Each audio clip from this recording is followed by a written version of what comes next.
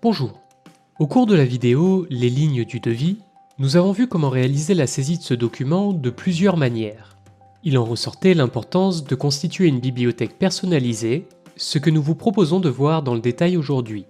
Nous verrons tout d'abord à quoi servent les différentes bibliothèques mises à disposition, leur intérêt pour faciliter la saisie de vos documents, et enfin, comment réaliser des imports pour gagner du temps au démarrage et pour mettre à jour vos tarifs par la suite. Commençons par faire un tour des différentes bibliothèques proposées. La bibliothèque d'éléments comprend tout ce qui constitue une dépense sur vos chantiers. Les matériaux, la main-d'œuvre et la sous-traitance, la location ou encore l'outillage. La bibliothèque d'ouvrages, à l'inverse, comprend tout ce que vous vendez à votre client. Ce sont autrement dit les prestations chiffrées dans les devis. Vous pouvez travailler uniquement avec des ouvrages, mais vous pouvez également aller plus loin en associant à votre ouvrage une liste d'éléments nécessaires à sa réalisation.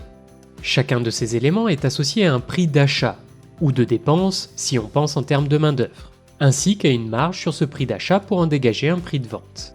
Grâce à ces deux bibliothèques, vous allez pouvoir créer des ouvrages d'un côté et composer ces ouvrages en éléments de dépense de l'autre, de sorte à pouvoir chiffrer de manière précise le coût de revient de vos ouvrages et le prix de vente affiché sur vos documents commerciaux. Mais nous reviendrons sur ce point plus tard dans la vidéo. La bibliothèque de texte, enfin, vous permet de saisir, mettre en forme et enregistrer du texte que vous pourrez ensuite réutiliser dans vos documents en quelques clics. Voyons désormais comment créer des ouvrages et les composer en éléments. Deux choix s'offrent à vous. Depuis les menus dédiés, je crée par exemple un ouvrage.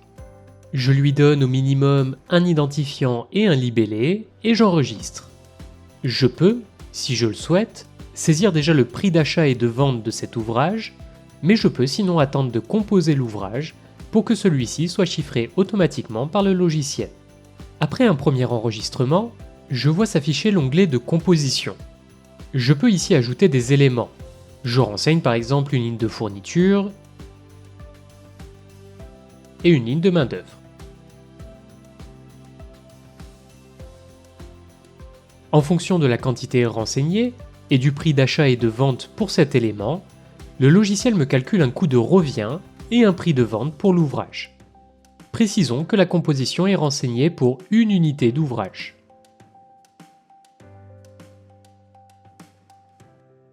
Je peux sinon travailler la composition directement depuis le devis. Je tape manuellement un libellé et je l'enregistre dans la bibliothèque. Je leur donne simplement un identifiant pour les rechercher par mots-clés par la suite dans mes devis. Je peux ainsi saisir mon devis et composer ma bibliothèque tout à la fois. Une fois l'enregistrement effectué, je vois le bouton de composition s'afficher dans la barre d'outils de la ligne d'ouvrage. Deux options s'offrent à moi. Si je n'ai pas saisi d'éléments au préalable pour cet ouvrage, une composition générique apparaît avec des quantités à zéro. Je peux travailler à partir de celle-ci, mais elle sera à renseigner à chaque nouveau devis. Je peux cependant renseigner le prix de vente et la marge de la main-d'œuvre par défaut pour les fois suivantes. Je peux sinon compléter ou remplacer cette composition avec des éléments de ma bibliothèque.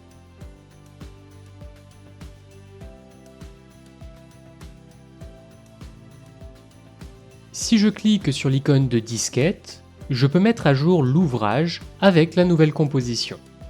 Une fois les ouvrages créés et leur composition renseignée, je n'ai plus qu'à les rechercher par mots-clés pour saisir plus rapidement mes devis et avoir un chiffrage précis. Remarquez enfin qu'il vous est possible de récupérer des textes enregistrés depuis une ligne de commentaires. Des options d'import permettent enfin de récupérer toutes vos fournitures et vos ouvrages dans les bibliothèques, vous permettant de gagner du temps au démarrage. Trois possibilités s'offrent à vous. La première consiste à importer un fichier Excel ou CSV depuis le menu Gestion, Importer mes données. Il faudra importer séparément le fichier des fournitures et des ouvrages. Une fois le fichier sélectionné, vous pourrez rapprocher les colonnes attendues dans le logiciel avec les colonnes de votre document. Il ne sera donc pas nécessaire de respecter un ordre de colonnes. Une seconde option consiste à réaliser un import de tarifs fournisseurs. Cette option ne concerne que l'import de fournitures et vous permet de renseigner des tarifs propres à chaque fournisseur et de les mettre à jour chaque année.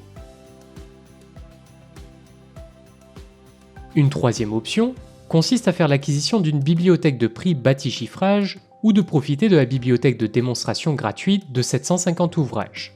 Rendez-vous pour cela dans le menu Bibliothèque, Tarif BTP. Recherchez un ouvrage et importez-le dans votre bibliothèque personnelle. L'avantage de cette méthode est qu'elle vous permet d'importer à la fois l'ouvrage et les éléments qui le composent.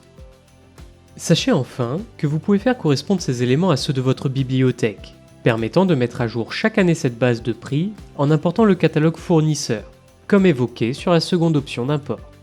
Vous savez désormais comment importer et mettre à jour une base de prix, vous servir des ouvrages et les composer en éléments pour être plus précis sur votre chiffrage.